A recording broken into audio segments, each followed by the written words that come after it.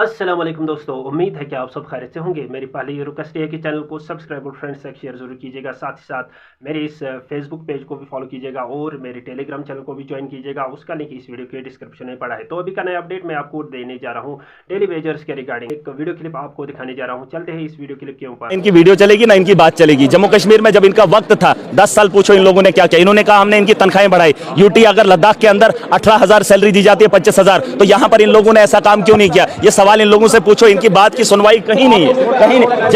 जब था तब बात नहीं की। आज हंगामा करने का क्या मतलब है? साल के बाद सरकार बनी है, 7 साल के बाद चुने हुए नुमाइंदे आए हैं। अब सरकार ने अगर कमेटी बनाई, ठीक है।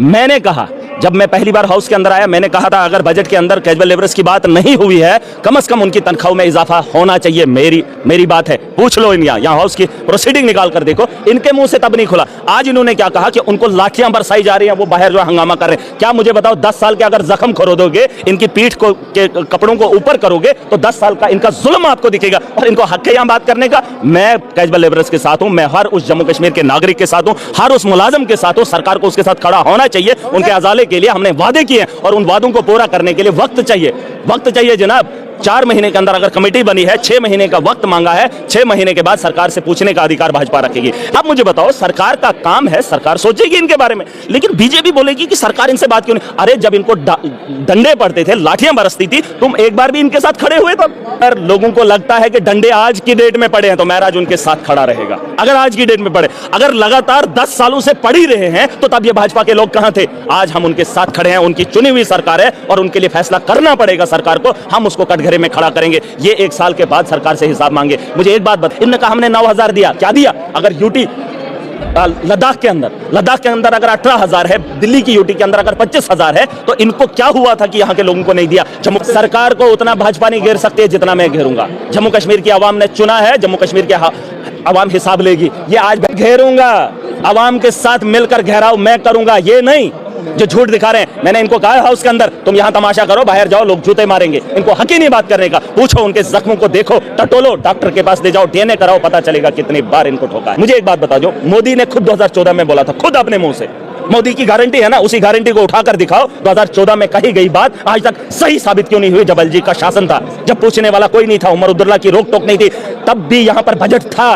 उस बजट में इन लोगों को परमानेंट क्यों नहीं किया? इन्होंने कौन सी नौकरियां दी? आज कश्मीरी पंडितों की बात हुई, इन्होंने बात की। मुझे बताओ, 2014 तक जो उनकी रिलीफ थी कश्मीरी पंडितों की, जो ये बात कर रहे हैं ना, आप फैक्ट्स पे बात कीजिए। 2014 में जब रिलीफ उनका था, तब भी वही था, और 10 साल के बाद मोदी के शासन में भी उन पंडितों का रिलीफ उतना ही है। जाके आंकड़ा निकाल के लाओ। जिन लोगों को तब रिलीफ मिला था, तब मकानात मिले थे, तब क्वार्टर मिले थे, उसके बाद नहीं मिले। और जब मोदी का शासन आया, बहुत सारे लोगों का रिलीफ काट दिया गया। जहां जहां पर भी जो लोग हैं, जो जिसके हकदार हैं, उनका हक मिलना चाहिए। मिलता ही नहीं कभी। आप मुझे ये इस बात का जवाब देना, जिन कश्मीरी पंडितों की फिल्म बनाई गई, जिनके नरसंहार को दुनिया को दिखाया गया, जाओ कश्मीरी पंडित से पूछ लो पीएम के पैकेज से क्या फायदा हुआ।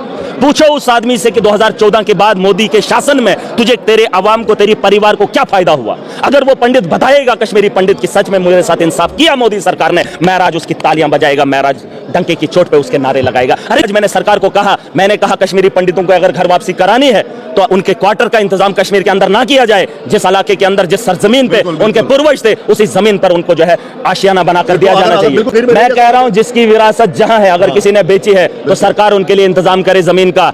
वहां पर जमीनें और भी है, क्वार्टर बनाने की जरूरत नहीं, उनको मकान चाहिए, उनको घर चाहिए, क्वार्टर नहीं। क्वार्टर हम खरीद भी लेंगे, कोई भी खरीद सकता है। ये भाजपा को बोलने का अधिकार नहीं है। अगर भाजपा ने 10 साल काम किया है, चाहे कश्मीरी पंडित हो, चाहे जम्मू कश्मीर के नौजवान हो, तो बात करें। अगर नहीं किया, अब सरकार चुनी हुई है, लोग इसका जवाब देंगे। हम लोग सरकार में, हम सरकार से सवाल करेंगे। तो इसके साथ साथ मैं आपको यहाँ पर दिखाने जा रहा हूँ Jammu and Kashmir types of bank loans. तो यहाँ पर पहला नंबर है J&K bank Saral finance scheme. तो यहाँ पर आपको इंटरेस्ट रेट शो हो रहा होगा 11.25 पर एनम ऑनवर्ड्स। तो नेचर क्या रहने वाला है?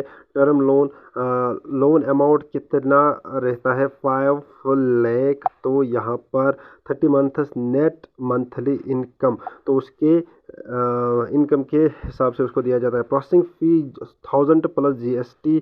तो इसके अलावा एलिजिबिलिटी क्या रहता है? Existing borrower with minimum 3 years of dealing with J&K bank. तो ये जो बारोवर है, जो लोन लेने वाला है, तो उसका मतलब लिंक होना चाहिए मिनिमम 3 साल J&K बैंक से। तो ये यहाँ पर इसका क्राइटेरिया है। Repayment period up to 5 years और एक गारंटर होना चाहिए, third party guarantee of 1 person ESC और RECS mandate to be obtain. Margin यहाँ पर नील शो हो रहा है। और इसके अलावा एक और यहाँ पर bank startups finance scheme J&K का, तो यहाँ पर इंटरेस्ट रेट आपको शो हो रहा होगा 8.35 per annum onward. Age criteria 21 minimum and 45 maximum. Loan amount 2 lakh minimum, maximum 10 lakh. Processing fee क्या रहता है 500। एलिजिबिलिटी यहाँ पर 51% of the share holding and controlling stake with 1 entrepreneur of a non individual enterprise. Repayment period क्या रहता है यहाँ पर maximum 7 years including 2 years moratorium period for term loan. इसके साथ availed by greenfield projects only nature composite loan to cover 100% of project cost. इसके अलावा security क्या रहता है hypothecation of all assets financed by the bank. तो यहाँ पर मैंने ये आपको दिखाया। इसके अलावा यहाँ पर एक और टाइप है J&K bank construction equipment finance. यहाँ पर इंटरेस्ट रेट क्या रहता है 10.85% पर एनम ऑनवर्ड्स। नेचर क्या रहता है टर्म लोन। और इसके अलावा loan amount existing borrowers 85% of invoice value subject to maximum of ₹100 lakh, यानी कि 1 crore. Loan amount other 75% of invoice value.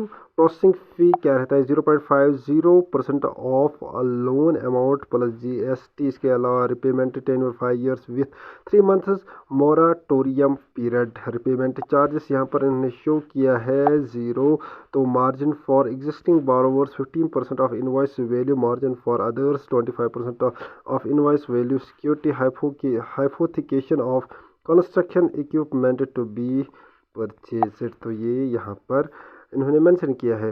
तो इसके अलावा यहाँ पर इन्होंने J&K bank commercial vehicle finance interest rate 9.50 per annum onwards. As criteria 21 minimum 65 maximum. Loan amount 85% of the on road cost of vehicle for first 3 months. तो इसके अलावा repayment tenure maximum 84 months with 2 months moratorium period. Nature term loan.